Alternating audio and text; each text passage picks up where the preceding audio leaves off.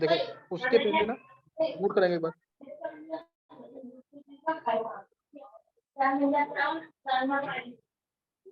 जी हाँ,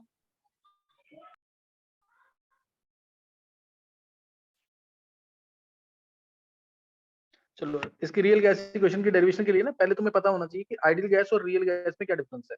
ideal gas और real gas में डिफरेंस, मेन डिफरेंस कहाँ पे आता है? आइडियल गैस रियल गैस बोलो।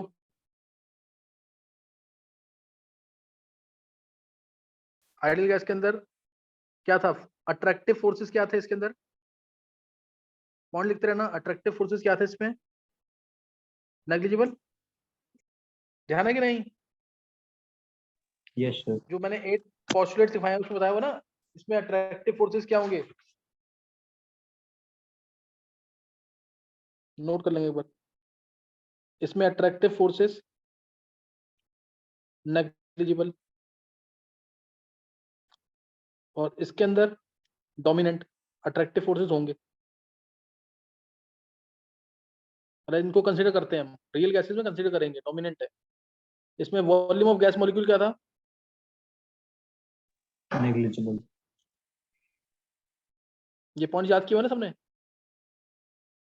नेग्लिजिबल था। और इसमें दे आर कंसीडर्ड, कंसीडरेबल लिख देना, कंसीडरेबल सेकंड पॉइंट, यहाँ considerable. Third point, no gas is ideal in practical, no gas is ideal, no gas is ideal, all gases are real, all gases are real. ये मतलब ideal gas होना ना एक hypothetical phenomena है, बस हम consider कर सकते हैं कि कोई गैस आइडियलिटी की तरफ अप्रोच कर रही है। आइडियलिटी अगर टेम्परेचर बहुत हाई है और प्रेशर बहुत लो है, gas can be considered as ideal, gas can be considered as ideal at very high temperature and low pressure, at very high temperature and low pressure, या फिर in case of very large molar volume। ये line याद रखना, very large molar volume लिखा हुआ है ना, तो आइडियल गैस इक्वेशन फॉलो करना। अगर वेरी लार्ज मोलर वॉल्यूम लिखा हुआ है, मैं आगे भी यूज करूंगा इस टर्म को, क्योंकि आईआईटी में यही टर्म 3 बार आ चुकी है। In case of very large molar volume ideal gas equation is followed. Ideal gas equation होती है PV equal to NRT. Real gas equation, real gas equation बहुत इंपॉर्टेंट, P प्लस, मैं नीचे लिख रहा हूं उसको, इसको तो 10 टाइम्स लेना कल के होमवर्क के लिए भी। P plus AN square by V square, V minus NB is equal to NRT। सारी टर्म्स नोट कर लेना, ये रटी होनी चाहिए बिल्कुल। मैंने तुम्हें कहा था ना कि 2 टॉपिक सबसे इंपॉर्टेंट जो IIT के लिए या नीट के लिए कौन कौन से हैं, ग्राहम्स लॉ और रियल गैस इक्वेशन। ये वो रियल गैस इक्वेशन है, ये वो क्या है, रियल गैस इक्वेशन। तो नोट कर लेंगे एक बार, इसको पहले याद कर लेना और 10 टाइम्स लिख के लानी है क्वेश्चन वाली, रटी होनी चाहिए बिल्कुल, कोई भी वर्ड मिस नहीं होना चाहिए इसके अंदर। P प्लस ए, देखो P टू एनआरटी है ना, PV is equal to NRT. P में मैंने कुछ ऐड किया है, V में से कुछ माइनस किया है, तभी तो एनआरटी के इक्वल होगा। नहीं समझ आई बात? P में कुछ ऐड किया, V में से कुछ माइनस किया, तभी तो एनआरटी। अभी मैं प्रूफ दूंगा इसका पूरा, लेकिन एक बार को तुम याद कर लेना इसको, P plus AN square by V square into V minus NB जोड़ एनआरटी। और अगर एक मोल की बात करें तो n को 1 रख देना, तो आ जाएगा P plus A by V square V minus B equal to RT।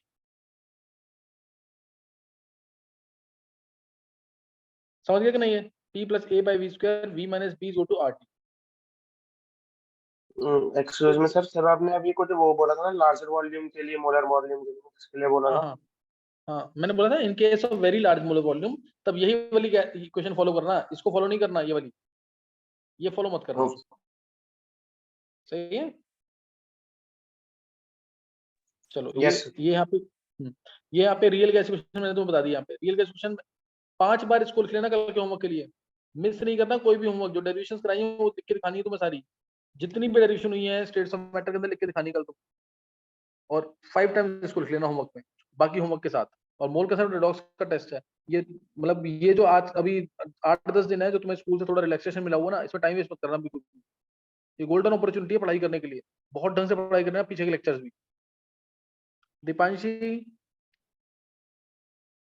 Yes sir. Deepanshi थोड़ा स्लो हो गए हो अभी, क्योंकि संडे तक करना था तुम्हें वो काम, पता है ना? सर स्लो नहीं हुई हूँ, वो टॉपिक समझने में थोड़ी प्रॉब्लम हो रही है। चलो कुछ नहीं था, टॉपिक मेरे से पूछ लेना, लेकिन 2 से 3 बार करो उसको, 2 से 3 बार करने के बाद, सही ना? यस सर, मल्टीपल टाइम्स कर रही हूँ इसीलिए प्रॉब्लम हो रही है, कुछ नहीं था, डिले मेरे हो से रहा है। अगर तब भी समझ नहीं आ रहा, तब भी समझ नहीं आ रहा, मेरे को कॉल कर देना क्लास के बाद। Okay sir. चलो ये रियल गैस इक्वेशन मैंने तुम्हें बता दी, यहाँ पे क्या है, पी है प्रेशर, टोटल प्रेशर, पी क्या है, टोटल प्रेशर, चाहे एक्सटर्नल हो चाहे इंटरनल हो, और A N square by V square, A N square by V square, N यहाँ पे नंबर ऑफ मोल्स है, एन या नंबर ऑफ मोल्स है, वी क्या है, A N square by V square क्या है, वी टोटल वॉल्यूम है, B minus N B, N B. Question इसमें स्कूल लेवल पे अगर क्वेश्चन आता पहले, अब तो नहीं आएगा क्योंकि कोर्स में नहीं है, तो ए और बी की यूनिट्स और ए और बी की सिग्निफिकेंस, ये मोस्ट इंपोर्टेंट क्वेश्चन है। मैं तुम्हें यही बता रहा हूँ उसके बारे में पहले, डेरिवेशन करने से पहले मैं तुम्हें यहाँ पे डिटेल देता हूँ एक बार। ए और बी की यूनिट्स और ए और बी की सिग्निफिकेंस, ये ऑब्जेक्टिव का बहुत इंपॉर्टेंट क्वेश्चन। ए और बी की यूनिट्स और ए और बी की सिग्निफिकेंस। देखो, ए और बी की यूनिट्स निकालनी, प्रेशर के अंदर अगर मैंने कुछ ऐड किया है तो प्रेशर वाला ही होगा कि नहीं? प्रेशर में हम कोई वॉल्यूम तो ऐड नहीं कर सकते ना, प्रेशर में क्या ऐड करेंगे? प्रेशर वाली टर्म ही, समझ गए कि नहीं है? तो इसलिए जो प्रेशर की यूनिट्स होंगी वही A N square by V square की यूनिट्स होंगी, जो प्रेशर की यूनिट्स होंगी वही A N square by V square की यूनिट्स होंगी, यानी ए की यूनिट्स आएंगी P V square by N square. इसका मतलब atmosphere litre square mole minus 2। Clear हुआ कि नहीं? Atmosphere litre square mole minus 2 हुआ क्लियर कि नहीं? ये यस सर। सही ना, atmosphere litre square mole minus 2, ये आ गई यहाँ पे ए की यूनिट्स, याद होना चाहिए हमेशा के लिए, atmosphere litre square mole minus. और बी की यूनिट्स वॉल्यूम में, वॉल्यूम वाली टर्म ही ऐड होगी, तो वॉल्यूम इक्वल टू क्या आ जाएगा? Litre N B. Mole inverse. Volume equal to N B आ जाएगा, तो बी आ गया वी बाय एन, यानी litre per mole, litre per मोल। क्लियर हुआ कि नहीं है?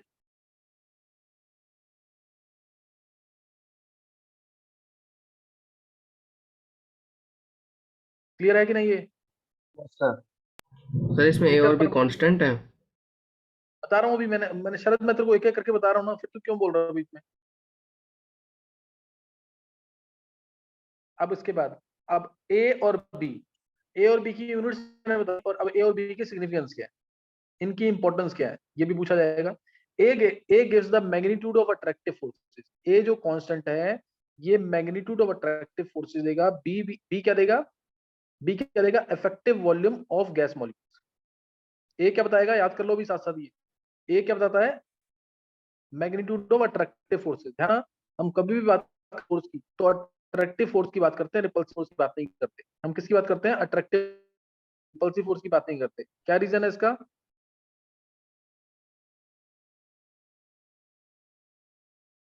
देखो, अट्रैक्टिव फोर्सेस जो होते हैं, कोई बताएगा इसका आंसर? अट्रैक्टिव फोर्सेस की बात करते हैं हम, कभी भी रिपल्सिव फोर्सेस की बात नहीं करते। अट्रैक्टिव फोर्सेस इसलिए बात करते हैं क्योंकि अट्रैक्टिव फोर्सेस जो होते हैं ये लॉन्ग रेंज फोर्सेस होते हैं। दो मॉलिक्यूल बहुत दूर, एक मॉलिक्यूल यहाँ पे, एक मॉलिक्यूल यहाँ पे, इन दोनों में भी हम अट्रैक्शन को मान सकते हैं। लेकिन रिपल्शन कब होगी? जब मॉलिक्यूल बहुत क्लोज आ जाएंगे, ऐसे आगे क्लोज, तभी तो रिपल्शन होगी। समझे बात? सर Yes, इसका डिफाइन हम उससे कर सकते हैं जो हमारा पोटेंशियल और इसका ग्राफ होता है, पोटेंशियल और किसका ग्राफ? जो इसी का मॉलिक्यूल्स का एक अट्रैक्टिव ग्राफ। नहीं नहीं, मैं जो, वो अलग चीज है, वो अलग चीज है। मैंने सिंपल बोला है कि हम अट्रैक्टिव फोर्स, जैसे मैं ए बोल रहा हूँ, A gives the magnitude of attractive forces, why not repulsive forces? तो सिंपल बोलेंगे, attractive forces are long range forces, attractive forces are long range forces, whereas repulsive forces they are very short range forces, they are considered only in case if molecules they are too closer to each other। Clear हुई बात की नहीं है? Yes तो ये ध्यान रखना इसके अंदर। ए बता दिया क्या देगा? Magnitude of attractive forces. B क्या देगा? Effective volume of gas molecule. B क्या देगा? Effective volume of gas molecule. Clear होगी बात की नहीं? Yes sir. है ना, बी देगा effective volume of gas molecule.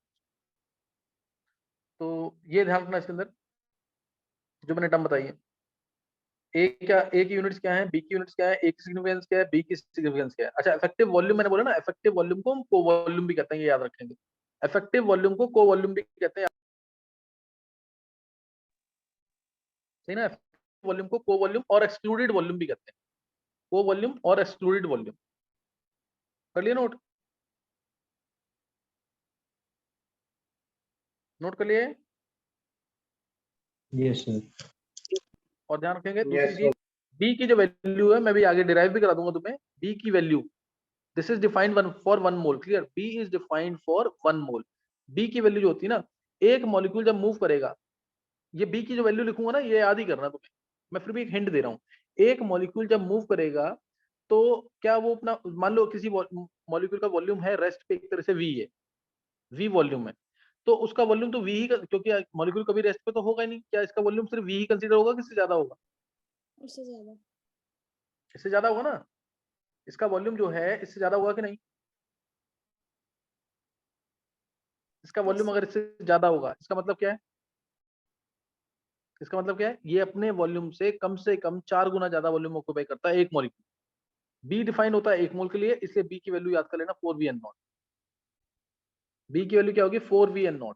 एक मॉलिक्यूल अपने वॉल्यूम से 4 गुना, कम से कम 4 गुना वॉल्यूम ऑक्यूपाई करेगा, this is called as excluded volume और covolume. Therefore value of B for 1 mole will be 4VN0। Value of B for 1 mole will be 4VN0। जैसे ये एक मॉलिक्यूल है, ये एक मॉलिक्यूल है, तो ये कम से कम कितना घूम सकता है, उसके लिए क्या करना पड़ेगा? दो मॉलिक्यूल कम से कम कितने पास आ सकते हैं? इतने पास आएंगे। दो मॉलिक्यूल कम से कम इतने पास तो आएंगे ही ना, कि आपस में yes, एक दूसरे sir. को टच कर सके। तो टच करेंगे अगर दो मॉलिक्यूल, तो उस केस में अगर इसका रेडियस r, इसका रेडियस r, साइज दोनों का सेम होगा, दोनों का रेडियस क्या है? r। तो अब इन दोनों का कंबाइंड वॉल्यूम क्या आ जाएगा? वॉल्यूम क्या आएगा? 4/3 पाई इंटू 2r का होल क्यूब। एक मॉलिक्यूल That दूसरे 8/3. के अराउंड पूरा, देखो दो मॉलिक्यूल ज्यादा से ज्यादा कितने पास आ सकते हैं? दोनों एक दूसरे को टच करने इतने पास आएंगे। Yes, sir. ये आएंगे ना इतने पास। तो एक का रेडियस r, दूसरे का रेडियस r, तो नेट जो दोनों मॉलिक्यूल्स का वॉल्यूम होगा, यानी जो मॉलिक्यूल घूम सकता है एक मॉलिक्यूल के अराउंड, वो इसको रेडियस मान सकते हैं कि नहीं हम? ये पूरा एक रेडियस इसके अराउंड तो घूमेगा ऐसे। Yes. तो 4 इन, ये कितना आ गया? 4/3 2r का होल क्यूब। सॉल्व करेंगे, ये आया 8 इंटू 4/3 पाई r क्यूब। ये है दो मॉलिक्यूल का वॉल्यूम टोटल, ये दो मॉलिक्यूल। तो एक मॉलिक्यूल का वॉल्यूम लेने के लिए इसको मेरे को बाय 2 करना होगा, तो ये आ गया 4v। आगे यस सर। Yes, sir. तो ये ध्यान रखना है कि चाहे कितने भी क्लोज हो जाए, तो कम से कम वॉल्यूम आएगा वो 4v आएगा, इससे ज्यादा ही उसका कम नहीं होगा। तो इसे बी डिफाइन होता है 1 मोल के लिए, इसलिए जो आएगी 4VN0। बी की वैल्यू IIT एडवांस में पूछी हुई है, ये क्या होती है? 4VN0, which is called as excluded volume और को वॉल्यूम और इफेक्टिव वॉल्यूम। एक्सक्लूडेड वॉल्यूम और को वॉल्यूम और इफेक्टिव वॉल्यूम किसी भी नाम से पूछ सकते हैं। इक्वेशन की डिटेल समझ आ गई कि नहीं? Yes sir. ध्यान रखना, रियल गैस इक्वेशन हम पढ़ रहे हैं, मोस्ट इंपोर्टेंट टॉपिक है ये। इस इक्वेशन को मैं दोबारा बोल रहा हूँ तुम्हें, ये इक्वेशन रट देना, ये वाली मेन काम अभी तक जो मैंने बताया, ये वाली इक्वेशन रट देना दोनों। अब इसकी डेरिवेशन करा रहा हूँ, ये क्वेश्चन रट 5 बार दोनों इक्वेशन लिख लेना, ताकि रटी रहे हमेशा, तुम्हें मिस नहीं करना। कल तुम्हारा टेस्ट होगा मोलकुलस एंड रेडॉक्स का, और नेक्स्ट वीक से तुम्हारे टेस्ट स्टार्ट हो जाएंगे 1 to 9 चैप्टर्स पूरे। नेक्स्ट वीक से 1 to 9 चैप्टर्स सारे टेस्ट स्टार्ट हो जाएंगे, नोट करना अब।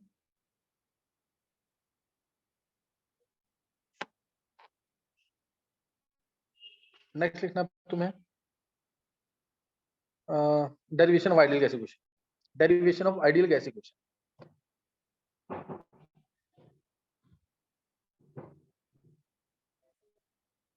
P plus AN square by V square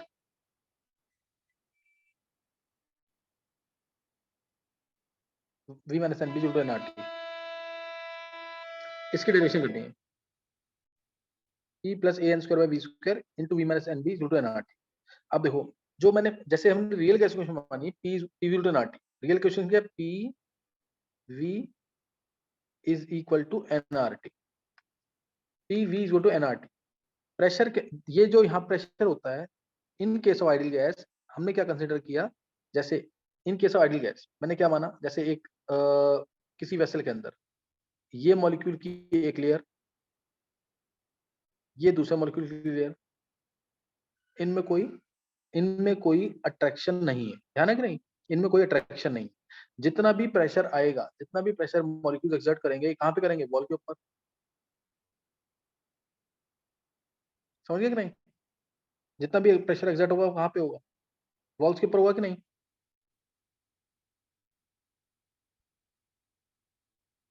ये बात समझ आ गई कि नहीं, Yes, sir.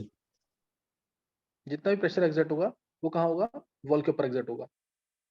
तो अगर इन दोनों में अट्रैक्शन नहीं है तो सारा का सारा प्रेशर, सारी की सारी कोलिजन जो होंगी वॉल्स के ऊपर होंगी कि नहीं, all collisions will be at the walls of vessel और कंटेनर ओनली।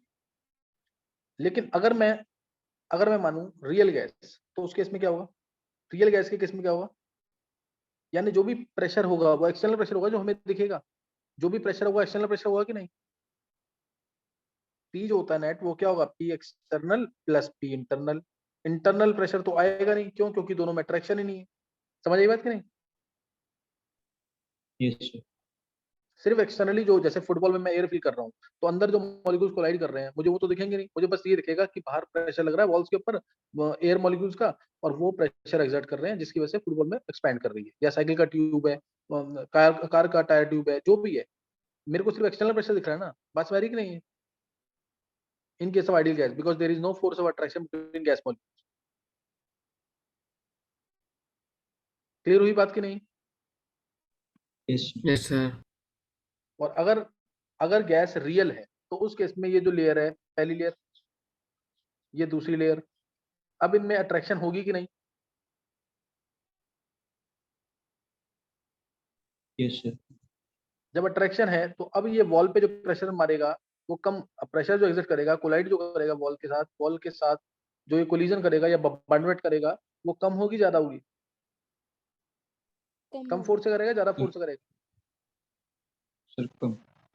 अब कम फोर्स से करेगा ना, मान लो यहाँ पे अगर से 500 की स्पीड से स्ट्राइक कर रहा है, तो अब कितने की, 500 की जगह 300 200 ऐसे कुछ हो जाएगा कि नहीं। ये बात समझ आएगी नहीं। Yes, sir. अब ये बताओ मेरे को, अब ये क्वेश्चन आया है, ठीक है, नीट में भी पूछा हुआ है। अब बताओ रियल गैस का प्रेशर ज्यादा कि आइडियल गैस का प्रेशर ज्यादा, रियल गैस का प्रेशर ज्यादा होगा कि आइडियल गैस रियल का। का, रियल का, रियल का प्रेशर ज्यादा होगा।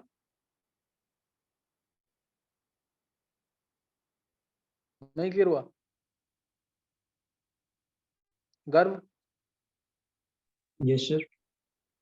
क्लियर हुआ है कि नहीं है, किस गैस का प्रेशर ज्यादा होगा, कौन सी गैस प्रेशर ज्यादा एक्सर्ट करेगी, रियल गैस की आइडियल गैस। बहुत इंपॉर्टेंट क्वेश्चन है ये।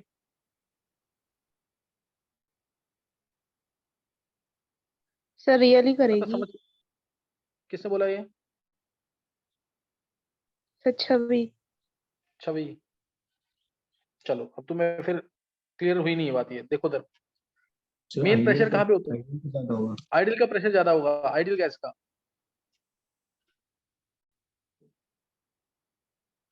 किसका प्रेशर ज्यादा होगा, आइडियल गैस का। बात समझ कि नहीं, आइडियल गैस जो है ज्यादा प्रेशर एक्सर्ट करेगी as compare to real gas. बात समझ कि नहीं है। सर क्योंकि वो वॉल पे मतलब स्पीड से ज्यादा होगी तो इसलिए उसका फोर्स ज्यादा हो।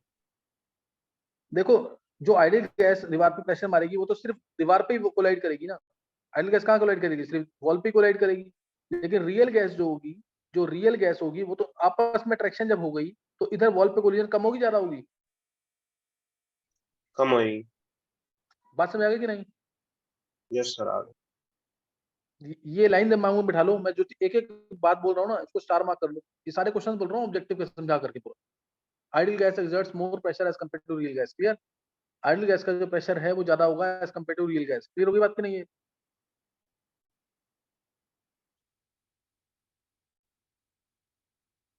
समझ आ गया है।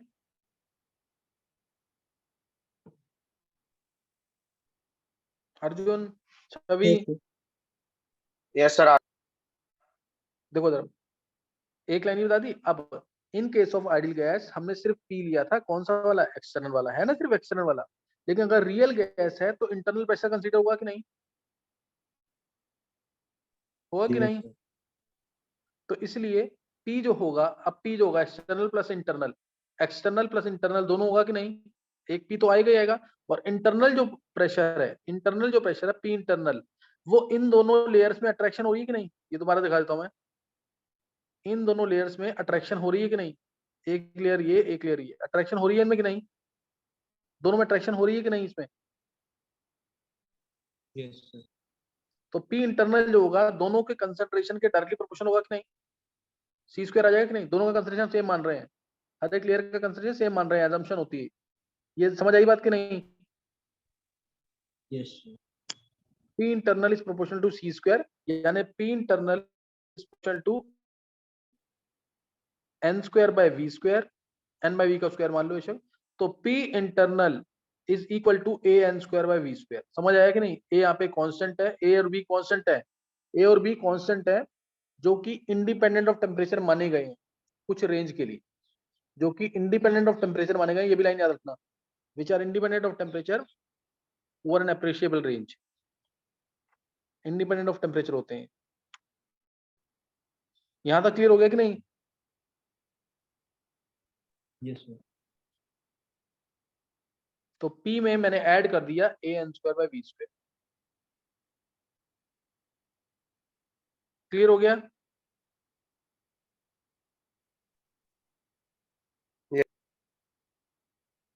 v square. अब क्योंकि इसमें कुछ ऐड हुआ है तो नेचुरल सी बात है, इसमें कुछ ऐड हुआ P में, तो V में से तो कुछ, ऐसा तो नहीं है दोनों में ही ऐड करूंगा मैं। नहीं समझाई बात? P में मैंने कुछ ऐड किया है तो V में से तो कुछ सब्ट्रैक्ट करना पड़ेगा ना। Yes sir. Yes, sir. अब ध्यान देना, अब सब्ट्रैक्ट क्यों करते हैं वो रीजन दे रहा हूं मैं इसका। P plus a n square by v square तो तुम्हें समझ आ गया। अब V में से सब्ट्रैक्ट क्यों किया मैंने? देखो, पहले मैंने क्या माना था कि जितना भी वॉल्यूम है वो सारा फ्री स्पेस है, क्योंकि volume of gas molecules is negligible, ऐसी था ना। ये गैस के मॉलिक्यूल है छोटे छोटे, ये ऐसे ही माना है कि नहीं? Yes, sir. क्या मान लिया कि सारा का सारा फ्री स्पेस है? सारा फ्री स्पेस दिख रहा है कि नहीं इसमें? अगर मैं इसको कंसंट्रेट कर दूं तो इतनी जगह पे तो आ जाएगा, सारे सारे मॉलिक्यूल यहाँ पे आ गए, बस इतने पार्ट आ गए कि नहीं? Yes, sir. तो पहले हमने माना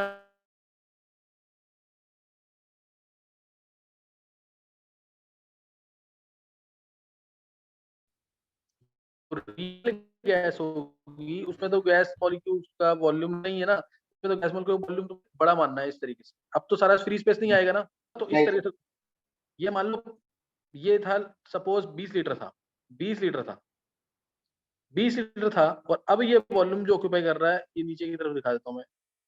20 में से कुछ तो इन मॉलिक्यूल से वॉल्यूम ऑक्यूपाई किया होगा कि नहीं? अब मान लो 4 लीटर ऑक्यूपाई कर लिया, तो अब 16 लीटर ही खाली स्पेस है कि नहीं? 4 चला जाएगा V minus N B, N B. समझ आया कि नहीं? ये एन मोल्स के लिए Sir, इसको ऐसे भी कैसे? मोल्स कैसे डिफाइंड है इसको एक बार समझ नहीं आया। जैसे 1 मोल होता, अगर 1 मोल होता तो B is effective volume of gas molecules, continuously moving होते हैं मॉलिक्यूल्स, है कि नहीं? तो n मोल्स होंगे तो n जैसे इकट्ठा हो जाएंगे ये, तो मतलब ये मोल्स के डिफाइन कैसे हुए हैं, कैसे समझ में? V माइनस बी समझ आ गया? Yes sir. V minus B समझ आ गया ना? तो इसको भी ऐसे लिखते हैं, P plus a by v square लिख दे। 1 मोल के लिए an square by v square आया था, a बाय v स्क्वायर आएगा कि नहीं? फिर okay sir. V minus B आएगा कि नहीं? Yes sir. Is equal to RT आएगा 1 मोल के लिए। तो n मोल्स के लिए, 1 मोल के लिए क्या था? B वैल्यू थी, B था ना 4V n नॉट, मैंने ड्राइव भी कराया पीछे। Yes sir. 1 मोल के लिए 4V वैल्यू थी, तो n मोल्स के लिए कितनी वैल्यू जाएगी? 4V। ये आ नहीं जाएगा क्या NB? समझ गया। नहीं समझ आ रहा है? आ गया सर, बस थोड़ा एक बार देखना, क्लियर एक बार कर लूंगा। अर्जुन रहने मत दे, ये तो छोटी सी बात है बिल्कुल। इसमें खाली जगह कितनी है? ये देखिए, ये खाली जगह है ना, ये नीचे जो है। अब ये तो भरी, ये इतनी जगह तो वॉल्यूम लेंगे ना अब ये। तो टोटल वॉल्यूम 20 में से ये तो माइनस करना पड़ेगा, ये वाली चीज जो मैं डार्क कर रहा हूँ, ये माइनस करना पड़ेगा कि नहीं यस खाली सर, जगह वो के तो लिए? करना।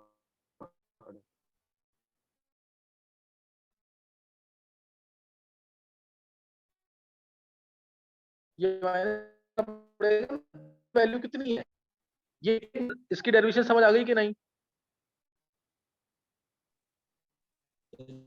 तो एसबी के सेट में ना टेस्ट मोड़ेगी, इसमें ट्रैक्शन होगी तो पास पास आ जाएंगे, वॉल्यूम फिर कम हो जाएगा। हाँ हाँ, ये डेरिवेशन समझ आ गई कि नहीं? Yes sir. चलो, अब ये बहुत इंपॉर्टेंट डेरिवेशन थी, ये मैंने बता दिया तुम्हें। आपका सारी है डेरिवेशन, जिसको समझ नहीं आई है ना, एक बार रीड कर लेना, नहीं तो छोड़ देना। ए बी की सिग्निफिकेंस, ए बी की यूनिट्स, वो इंपॉर्टेंट है, वो ज्यादा इंपॉर्टेंट है, ध्यान रखना।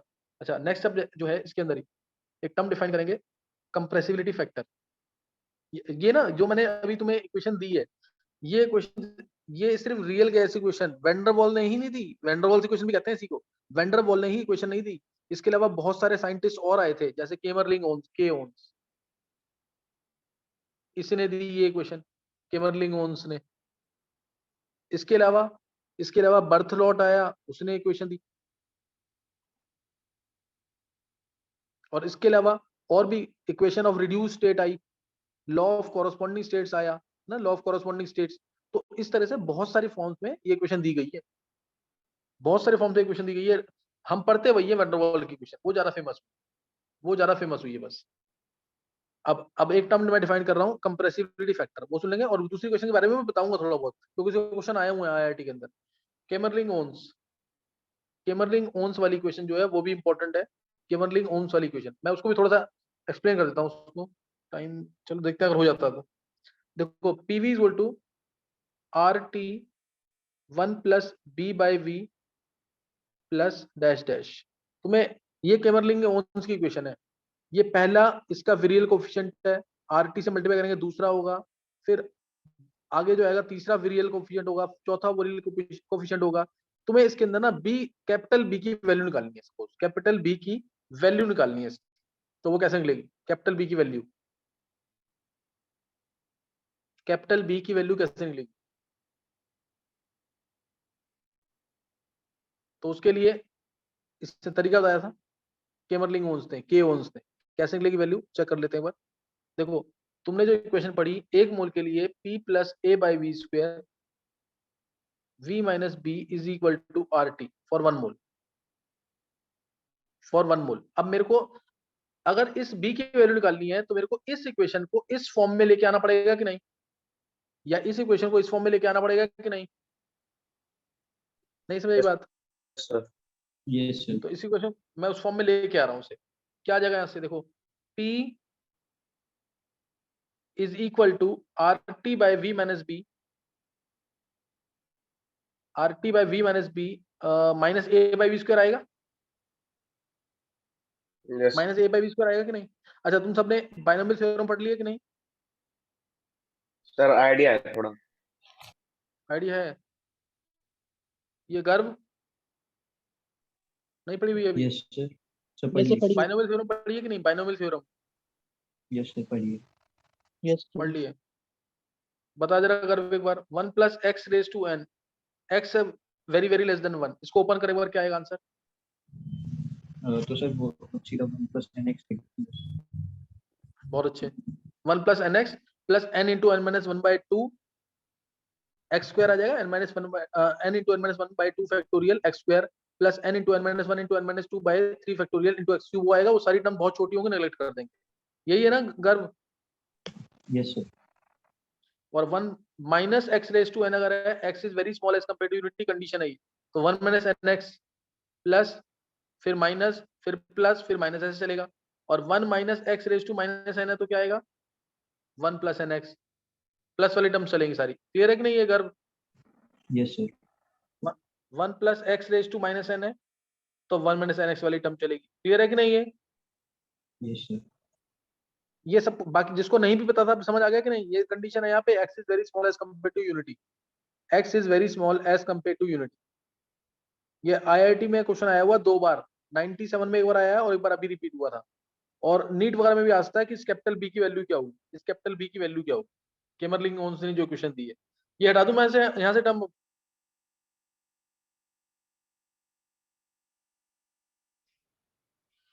ये हटा दूं टर्म यहाँ से, नोट कर लिया यहाँ तक?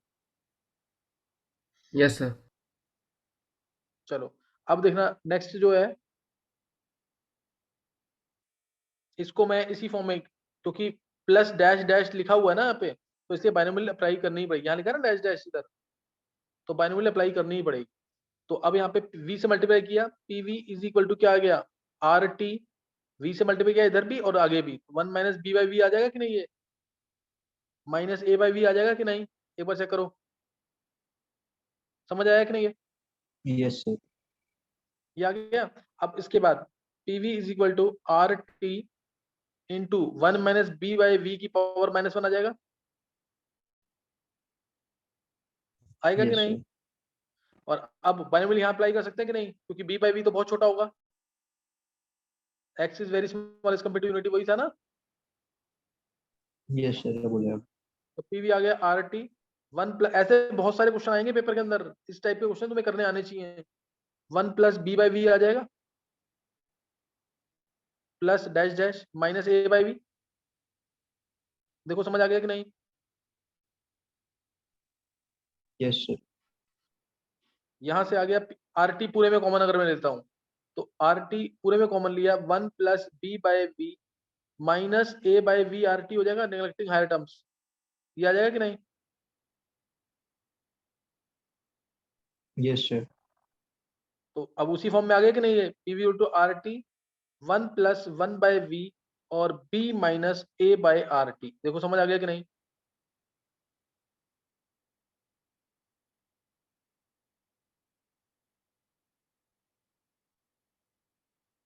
यस समझ आ गया सर। कि नहीं? ये तो कैपिटल बी की वैल्यू क्या आ गई यहाँ से, कैपिटल बी की value B minus A by R T आ गई कि नहीं?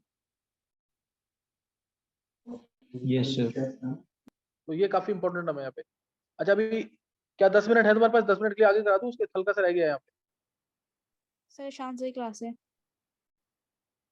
अभी ये बिल्कुल बस सर 4:30 पे है। 10 मिनट अगर दोगे तो 10 मिनट ये बता देता हूँ बस थोड़ा सा।